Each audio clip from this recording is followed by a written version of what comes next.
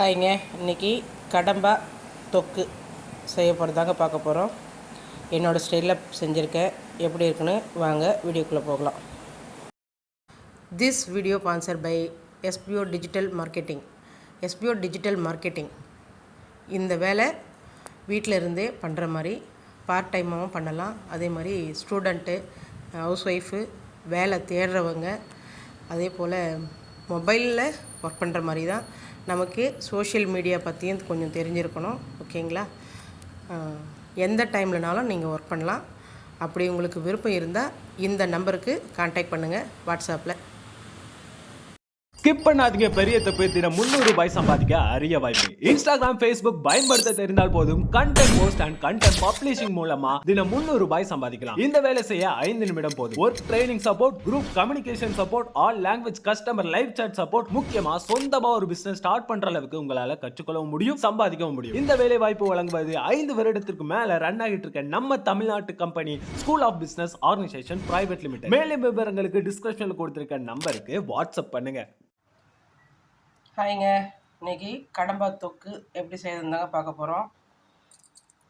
பாருங்கள், எல்லாம் க்ளீன் பண்ணி வெட்டி வச்சுருக்கேன். கிட்டத்தட்ட ஒரு கிலோக்கு இருந்தது. க்ளீன் பண்ணதில் இவ்வளோ தான் இருக்குது. மேக்ஸிமம் ஒரு 1/2 கிலோக்கு மேலே இருக்கும். ஓகேங்களா? இதுக்கு தகுந்த காய்கறிங்களை பார்த்துக்கலாம் வாங்க.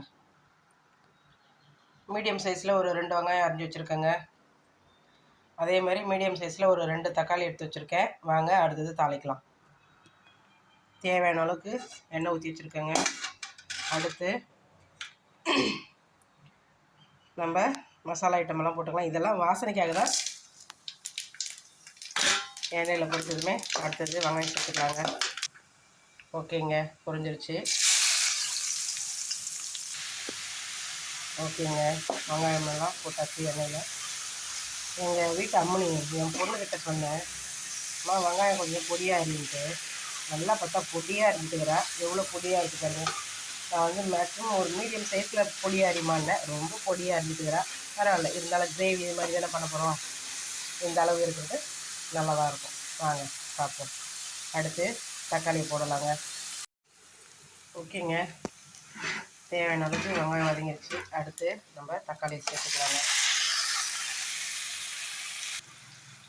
தக்காளி வதங்கிறதுக்கு கொஞ்சம் கல் உப்பு சேர்த்துக்கலாங்க.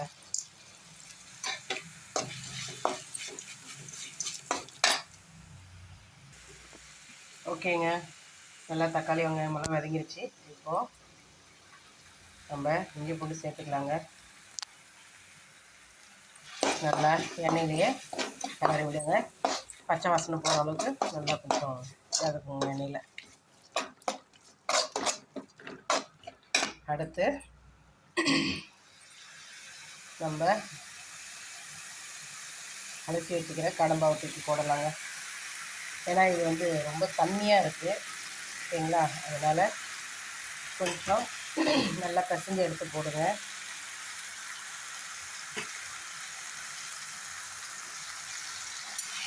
நல்லா எண்ணெயிலே கொஞ்சம் கலரி விடுங்க. கலரி விட்டு கொஞ்சம் நேரம் கழித்து அதுக்கப்புறமா நம்ம மசாலா ஐட்டமெல்லாம் சேர்த்துக்கலாங்க. ஏன்னா இது நம்ம எண்ணெயிலே தான் வதக்க போகிறோம். ஏன்னா நம்ம கிரேவி மாதிரி பண்ண போகிறதில்ல. கொஞ்சம் தொக்காக இருக்கணும்னா நம்ம தண்ணி ஊற்றணும்னு அவசியம் இல்லை. ஏன்னா இதில் இருக்கிற தண்ணியிலே நல்லா கறியும் வெந்துடும். ஓகேங்களா? அதனால் நமக்கு கொஞ்சம் கிரேவி வேணும்னா கொஞ்சம் எக்ஸ்ட்ரா வந்து தண்ணி ஊற்றிக்கலாம். இல்லை தொக்கா வேணும்னா கரெக்டாக இதில் இருக்கிற தண்ணியே சரியாக போயிடுங்க. இப்போது அடுத்து கொஞ்சம் நேரம் நல்லா எண்ணெயிலே வதக்கிட்டு அதுக்கப்புறம் பாருங்கள், நீங்களே தண்ணி அதில் கொஞ்சம் வந்து வடியும். ஓகேங்களா? அந்த தண்ணி நமக்கு போதுமான அளவுக்கு இருந்ததுன்னா ஓகே, நீங்கள் தண்ணி ஊற்ற வேண்டாம். மற்றபடி உங்களுக்கு தண்ணி எக்ஸ்ட்ரா கொஞ்சம் தேவைன்னா கொஞ்சம் போல் ஊற்றிக்கலாம். ஓகேங்களா? இப்போது நல்லா எண்ணெயிலே வதங்கட்டோன்னு தட்டை போட்டு மூடி வச்சுருக்கேங்க. பார்த்தீங்களா? தண்ணியே ஊற்றலை, ஆனால் வந்து எவ்வளோ தண்ணி இருக்குது பாருங்கள். தண்ணியே ஊற்றலைங்க, தண்ணி அவ்வளோ வருது கறியிலேருந்து. ஓகேங்களா? இந்த தண்ணி ஊற்றணும்னு அவசியம் இல்லை. இதில் இருக்கிற தண்ணியே நமக்கு சரியாக போயிடும் பொழுது தொக்குக்கு கறிக்கும் கரெக்டாக வெந்து போயிடும். அந்தளவுக்கு நம்ம தண்ணி ஊற்றணுன்றது அவசியம் இல்லை கடம்பா பொறுத்த வரைக்கும். ஆக்சுவலாக இதுவும் வந்து எறா மாதிரி தான் போடுங்க. நானும் இது ஃபஸ்ட் டைம் இப்போ தான் பண்ணுறேன். ஓகேங்களா? கிரேவி எப்படி இருக்குன்னு பார்ப்போம். கடைசியாக தாங்க மசாலா போட போகிறேன். இந்த தண்ணியெல்லாம் நல்லா சுண்டட்டோன்னு அதுக்கப்புறமா நம்ம மசாலா சேர்த்துக்கலாங்க. ரொம்ப ஸ்மெல் வருது. மெயின் மஞ்சள் போடுங்க. ஓகேங்க, மசாலா சேர்க்க வேண்டிய நேரம் வந்துச்சான்னு பார்க்கலாம் வாங்க. பாருங்கள், தண்ணி நல்லா சுண்டியிருக்கு. முன்னை விட இப்போ கொஞ்சம் நல்லாவே சுண்டியிருக்கு. இப்போ நம்ம ரொம்ப ஸ்மெல்லுங்க, செம நீச்சு வாசனை வருது. அதனால் மஞ்சள் சேர்த்துக்குங்க. அடுத்து காரத்துக்கு தகுந்த மாதிரி மிளகாத்தூள் சேர்த்துங்க. எங்களோட மிளகாத்தூள் எல்லாம் சேர்ந்த மாதிரி தாங்க இருக்கும். தனியா மிளகா போட வேண்டிய மசாலா ஐட்டம், வெந்தயம், மிளகு எல்லாம் சேர்ந்த மாதிரி தாங்க இருக்கும். அந்த மாதிரி தான் போடுவோம், தனித்தனியாக போடுறதில்ல. ஓகேங்களா? அடுத்து நம்ம வாசனைக்காக மட்டன் மசாலா சேர்க்கலான்னு இருக்கேங்க. பாருங்கள், இந்த அளவுக்கு மட்டன் மசாலா எடுத்திருக்கேன். இது வாசனைக்காக தாங்க போடுறேன். ஏன்னா கரம் மசாலா இல்லைன்னா கூட இந்த மசாலா கொஞ்சம் போட்டோம்னா நமக்கு நல்லா கொஞ்சம் வாசனை ஃப்ளேவர் நல்லா கொடுக்கும். அதனால தான் மட்டன் மசாலா செய்திருக்கேன். ஓகேங்களா? ஓகேங்க, நல்லா மசாலாவை கலந்து விடுங்க. இதில் தண்ணி ஊற்றலைங்க, கறியில் இருக்கிற தண்ணியே தான், எதுவுமே தண்ணி ஊற்றலை. நம்ம தொக்கு மாதிரி தான் பண்ண போகிறோம். கிரேவினா இன்னும் கொஞ்சம் தண்ணி ஊற்றிக்கலாம். பட் ஆனால் நம்ம தொக்கு தான் பண்ண போகிறது. ஓகேங்களா? இதுலேயே இந்த இருக்கிற தண்ணியிலே நல்லா கலந்து விட்டுருங்க. ஓகேங்களா? ஓகேங்க, மசாலாலாம் போட்டு நல்லா சுண்டிடுச்சிங்க. இந்த மசாலா போட்டால் இருந்த தண்ணியெல்லாம் வடிஞ்சிருச்சு. கடைசியாக கொஞ்சம் போல் பெப்பர் பொடி சேர்த்துக்கலாங்க. ஏன்னா எந்த ஒரு நான்வெஜ் சமைச்சாலுமே பெப்பர் பொடி போட்டோம்னா அது ஒரு டேஸ்ட்டே தனிங்க. நல்ல வாசனையாகவும் இருக்கும். அதே மாதிரி கொஞ்சம் டேஸ்ட்டும் கொடுக்கும்.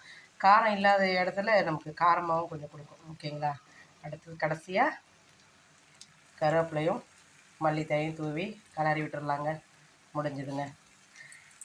என்னோடய சமையல் பிடிச்சிருந்தா, என்னோடய வீடியோ பிடிச்சிருந்தா லைக் பண்ணுங்கள், ஷேர் பண்ணுங்கள், கமெண்ட் பண்ணுங்கள். மறக்காமல் என்னோடய சேனலை சப்ஸ்கிரைப் பண்ணுங்கள். மறக்காமல் பெல் ஐக்கானையும் தட்டுங்க.